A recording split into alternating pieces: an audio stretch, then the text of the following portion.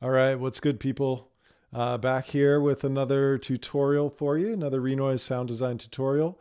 Today we're going to be looking at Karplus-Strong synthesis, or renegade Karplus-Strong synthesis, because we're not going to be really tied into specific pitches, but we're going to use this technique to create some interesting sounds, some interesting resonances, and kind of up your sound design game within Renoise itself using native devices. So here's an example of Karplus-Strong synthesis.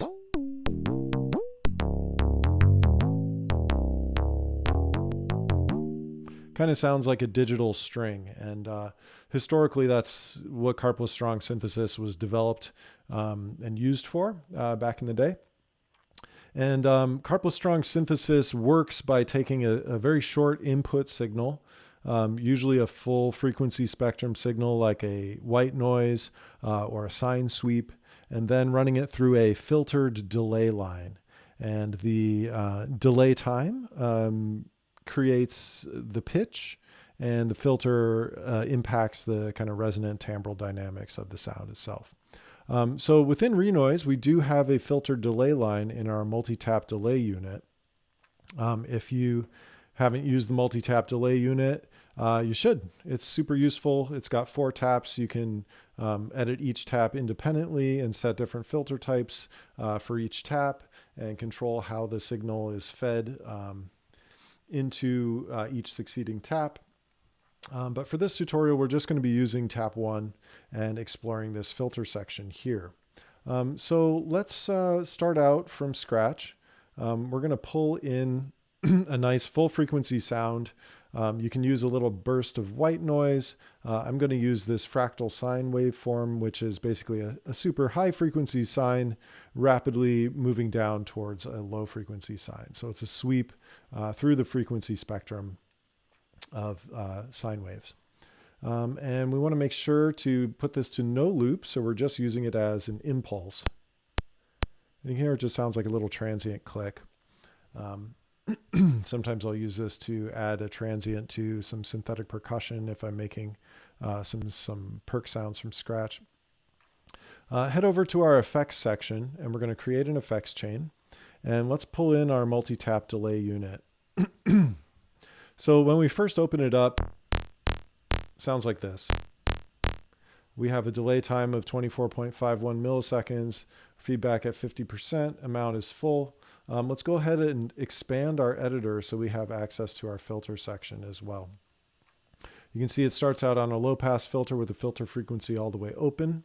And to ease our editing, I'm just going to set up a couple macros here. We'll open our macros tab and set our first macro to left and right feedback. And let's just label that. And we'll set our second macro to our delay time. And this max value is going to be way too long for pitched sound. So let's go down to 24 milliseconds on both the left and the right taps. And we'll put this as pitch. Feedback runs from negative 100 to 100. So in the center, it's at 0. So we get no or very little repetition. And negative feedback has more of a square wave characteristic, whereas positive feedback is maybe more of a saw wave characteristic. And let's actually just do ourselves a favor and do negative 99 so we don't get runaway feedback and 99 for our positive values. Macros are handy like that. So then we can get a nice long decay tail without it spiraling out of control into infinity. Let's set up another macro with our filter frequency. And you can see as we start changing these values, it changes the pitch or changes the timbral characteristics.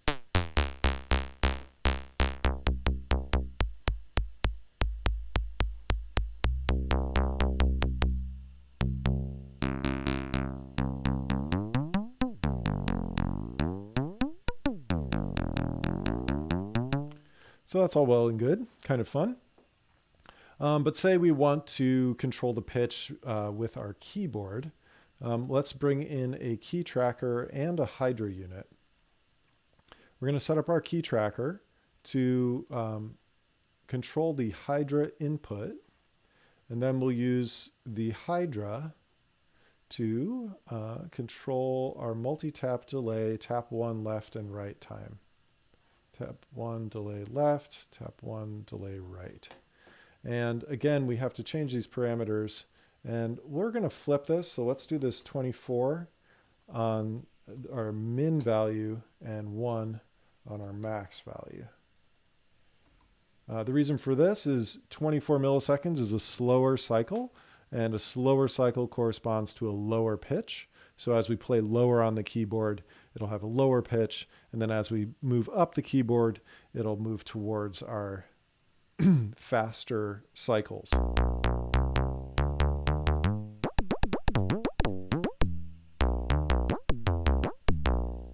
And because of the way the delay line is structured, it has this kind of portamento rubber band sort of quality, and that's nothing you can turn off because it's just the way the delay line works. And you can use that to your advantage depending on what kinds of sounds you want to create.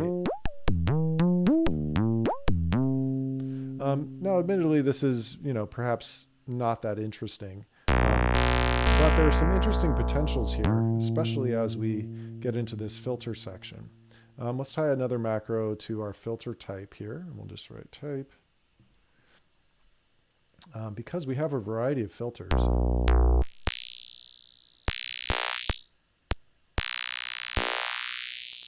You can see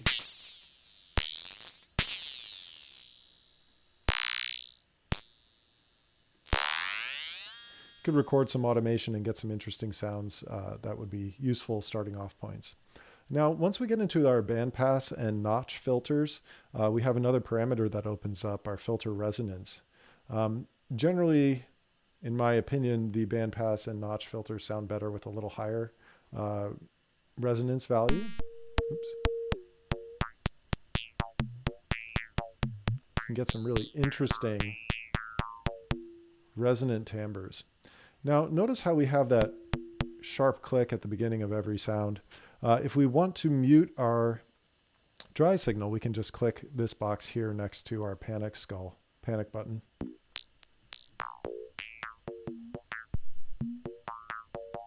I don't know about you, but I think that sounds pretty cool. Good potential for resampling and further processing. Notch filter also has some interesting characteristics.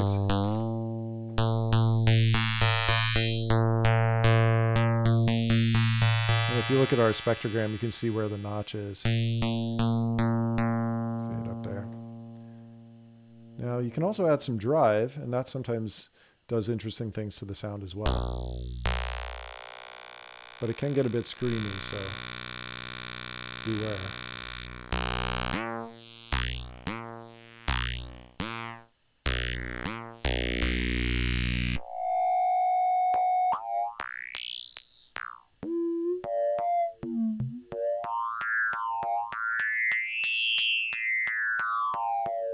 Get some fun harmonic sounds there.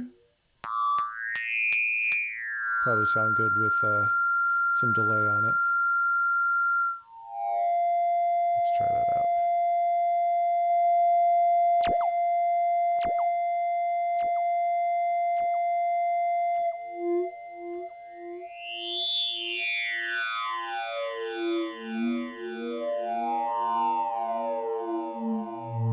Oh yeah, give me some kick bass.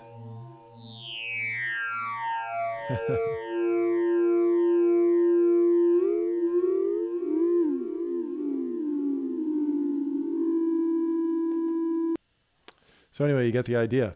You can play around with this, have fun, experiment.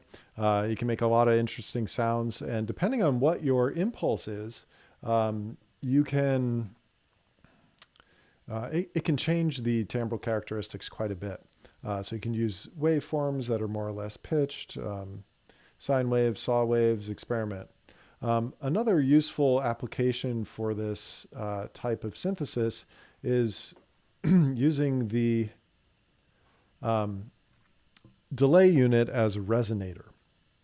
Now, some of you may be aware of something called Corpus within Ableton as part of its native effects suite. And Corpus is basically a resonance modeler. It models a variety of different resonant bodies like tubes and membranes and bells and things like this. And we can have something kind of similar in Renoise using this multi-tap delay unit as a resonator. So I have this simple kind of overtone sine bass. Let me just turn this up a little bit. And it's kind of a cool sound, kind of a dubstep wub. And we're not really going to go into the particulars of this sounds construction at the moment, but I just wanted to demonstrate how we can use this multi-tap delay unit as a resonator. I've basically just couched it in a doofer to have easier access to the controls. And we can throw it on. Sorry, it's getting a little out of control.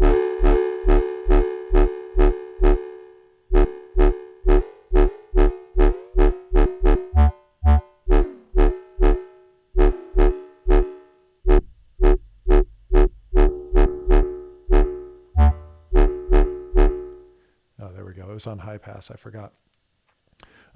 So we can use it as a resonator to add kind of body and presence and a sense of space. Just a different psychoacoustic dynamic to sounds that we've already created. It's almost like a reverb, but it's like it's resonating in, to me it sounds like it's resonating inside a metallic chamber or a metallic box or something like that. That's without it. That's with it. And I feel like it adds quite a bit of interest. You can make it subtle. You know, you can make it brighter. You can distort it.